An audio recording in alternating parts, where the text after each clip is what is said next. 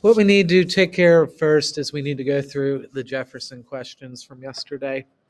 As I go through this, if you were way off on some of these, make corrections. I'm good with that. In fact, I want you to do that so you can do the last part well. So there are three questions you had to answer. Number one was, do you think Jefferson wanted to see America form a strong national government?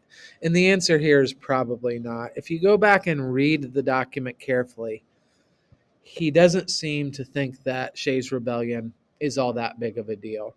And Jefferson ultimately, and you probably should add this to your question, Jefferson feared a strong national government because it reminded him of the British king and parliament.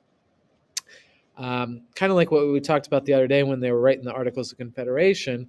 They didn't have a president because it reminded them of the king. They didn't have courts. They had a Congress, which was like a parliament, but that Congress couldn't do that much. So Jefferson would definitely fall on that side of things. Number two, what does this mean? I hold it that a little rebellion now and then is a good thing. So he's basically, translation here is, Shay's rebellion wasn't that big of a deal.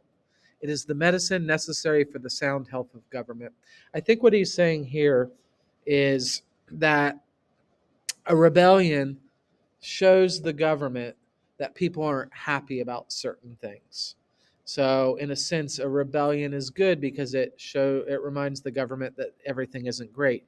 If we go into Shay's rebellion with this, the farmers were upset because of high taxes and they were losing their land and property, so they rebelled.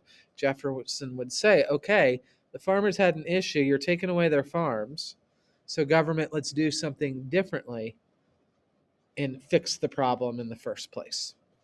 Final question is this: Jefferson believes people are overreacting about Shay's rebellion. What does he worry they might do as they write a new constitution? And it goes back to the first question here. He is worried that the national government will get too much power.